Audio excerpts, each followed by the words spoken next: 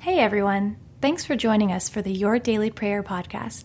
We hope these few moments of prayer and reflection are encouraging to you as you go about your day. To get all of our episodes straight to your phone during the week, just subscribe to this podcast on iTunes or wherever you listen to your podcast. To find more prayers, devotional content, and blog posts, we would love for you to join us at ibelieve.com.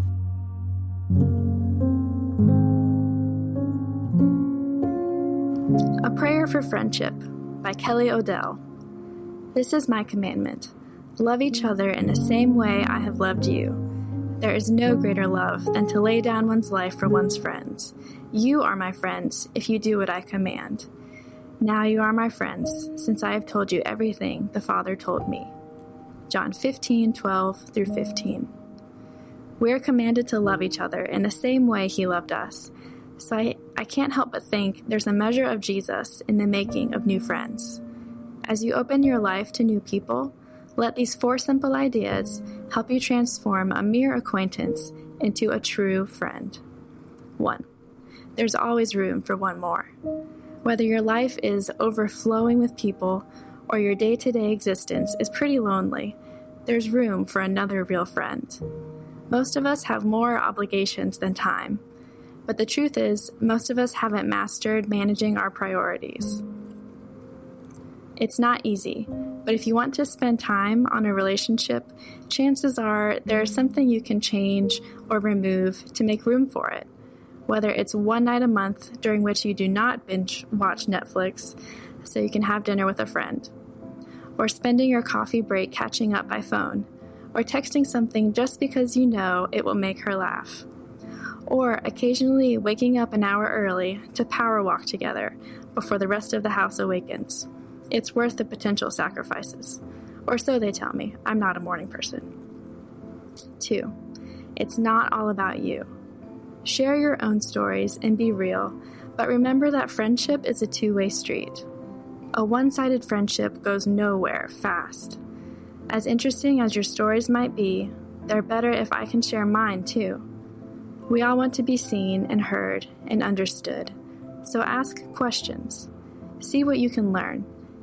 Gaining new perspectives will enrich your understanding, even if this friendship doesn't last. Instead of wondering what you will get in return, ask yourself what you can offer. It changes the dynamics of the relationship and often results in reciprocal kindness. 3. Practice selflessness and generosity.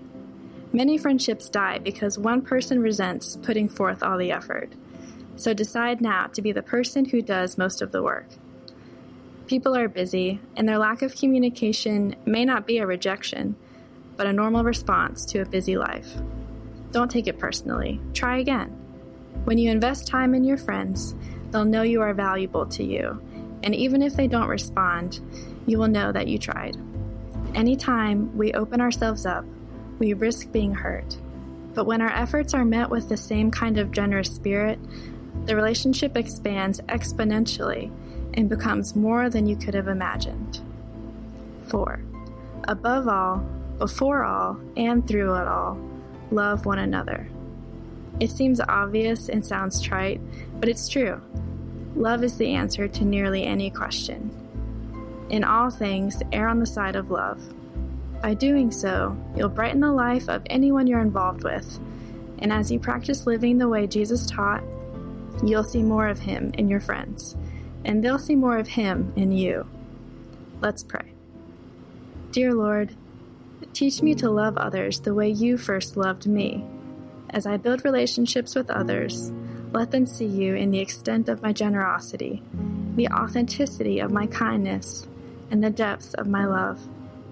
All of those things are only possible through You, the God who abides with me and calls me friend. Amen.